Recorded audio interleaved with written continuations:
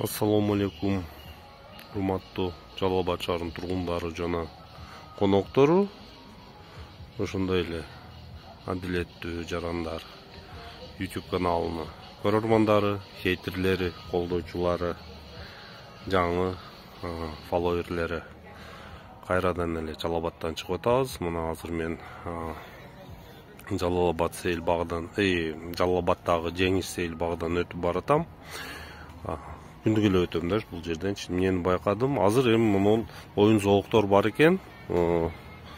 Жарыктык болуп турат да. Оюн зооктор бар. Эртең эле мол пингвин, тиги жасмин, мол бир нерсе деген чай деген тиги оюн зоок жерлер жабылса, азыртан эле бул жерде мол дорожкаларда свет жоктугун байкадым да. Булчу бирок бул жерде адамдар басат да. Тиги жактан бул райондон тиги районго, Сумулга өткөндөр бар, центрге өткөндө бар. Түнү караңгыда басат. Түнү дегеним азыр эрте эле караңгы кирип атат. Мына саат 6-дан 10-15 мүнөт өттү, уже караңгы түшүп калды, көрүп атасыздар. Мен ошол шаарды бийликке кайрылгым келет.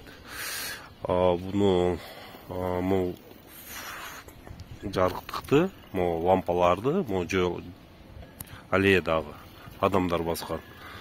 Ошону жок дегенде 12 чейин жандырып койсоңор, бул жерден адамдар коркпой, нетпей, чучубой, үркүбөй басат да. Эртең эле могу каруселдер, лодкалар токтоп калса, буларды жарыктыгы дагы жанбай калат. Бул жер саат 5-те эле капкараңгы болуп калат паркты ичүүчү.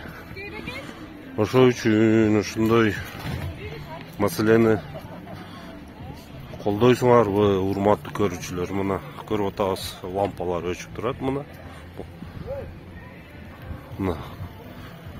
эми кичине эле бир 100 метрдей, мындай бир четиден бир четиге чейин. Мындай болсо 1-200 метр болсо керек, бирок жаш балдар, аял кишилер басат да, мындайчы.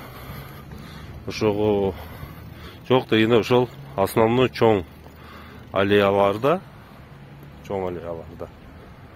светтерин жандырып койсо, эми түнкү 10, 11, 12ге чейин мисалы кийин өчүрүп саат 7-де эртең жандырып койсо, эмне дейсиңер туугаттар?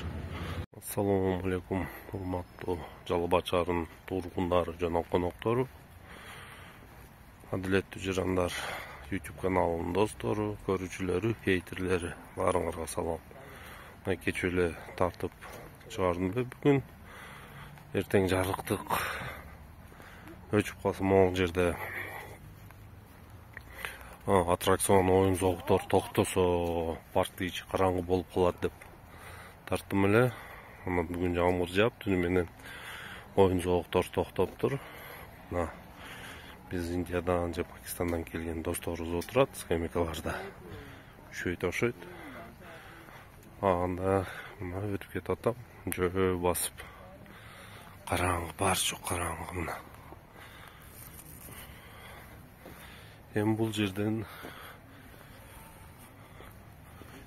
аялдар өтөт, жаш балдар өтөт, абышкалар өтөт, энелер өтөт. Эми жок дегенде мына адам баскан жолго, бул дарозадан тиги дарозага чейин жарыктык кылып, тиги филармония жакка дагы жарыктык кылып койсо жакшы боло беле деген ойдо айтып жатам. Рахмат көңүл бурганыңарга, оюңарды айткыла.